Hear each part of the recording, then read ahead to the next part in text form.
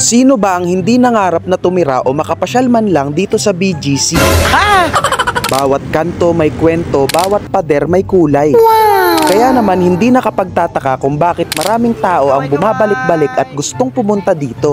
At kung isa ka doon, para sa'yo ang video na to dahil meron akong na-discover na affordable pero quality na condo unit in case nagbabalak kang pumunta or bumalik dito sa Bonifacio Global City lalo na ngayong Burr months. Team Survivors at BGC! Welcome to Antonio's Place at Fort Victoria, BGC. Ayun. Bangis. For today's video nga, papunta kaming meeting ng mentor namin sa First Vita Plus. Walang iba kundi si Coach Michael Dorilag, ang founder ng Team Survivors. Dito nga ang venue namin sa condo unit ng isa pa naming mentor sa First Vita Plus. Walang iba kundi si Sir Arnie Antonio. O diba magmi-meeting lang sa BGC pa? Sana all! Pagpasok namin sa building, inassist agad kami ng mababait nilang staff dito. Lobby pa nga lang, talaga namang very aesthetic na. Nasa 10th floor yung unit kaya sumakay kami ng elevator. Safe and secure ang pag in and out ng mga guests dito kasi kailangan mo ng keycard para sa access. Andito na nga tayo sa Antonio's Place at pagpasok pa lang mararamdaman mo na agad ang sophistication in every detail.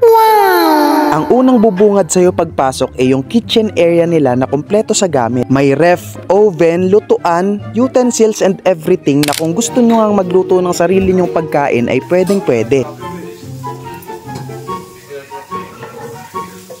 Kung ayaw nyo naman, pwede kayong mag-order na lang sa online. Sobrang daming choices, kukunin nyo nga lang sa baba. Punta naman tayo dito sa very cozy and relaxing nila na sala. Pwede kayong maglaro while waiting, maraming board games na pagpipilian.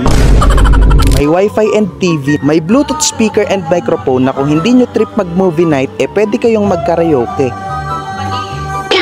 Pwede mo ring i-open ang curtains for the breathtaking view. Pagdating naman sa CR, kompleto sila sa toiletries tapos malinis at mabango. Nung unang pasok nga namin sa kondo, tinanong ko si Coach Mike kung kasya ba kami dito. Karaniwan kasi isang palapag lang tapos may mga kwarto, pero ito is very spacious na perfect sa isang malaking pamilya or magbabarkada. Syempre, hindi mawawala ang chandelier. Sa left side ay merong room na merong double deck na very comfy ang higaan. Bale, 2 room siya sa taas. Sa right side is another room. Ito yung pinakang master's bedroom nila. May sariling TV at study table na overlooking ang view pag inopen mo ang curtains. May sariling wardrobe at pangkaraniwang kailangan natin tulad ng electric fan, plancha at iba pa. Huwag kayong mag-alala dahil may mga extra beds din sila if ever hindi kayo kasya. Ito nga pala yung CR sa second floor.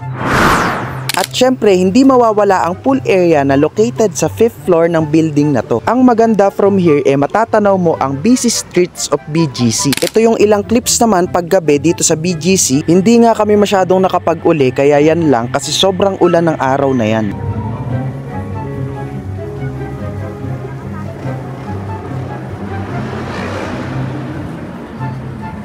Kinabukasan bago kami umuwi, nag-ikot muna kami saglit, buti gumanda na yung panahon. Sobrang dami pa nga ditong pwedeng puntahan at gawin, kaya lang limited yung oras namin, kaya until next time. Kung naghahanap ka nga ng quality pero affordable na condo unit dito sa BGC, just contact Mr. Arnie Antonio or Coach Michael Dorilag. So yun lang guys, hanggang sa muli.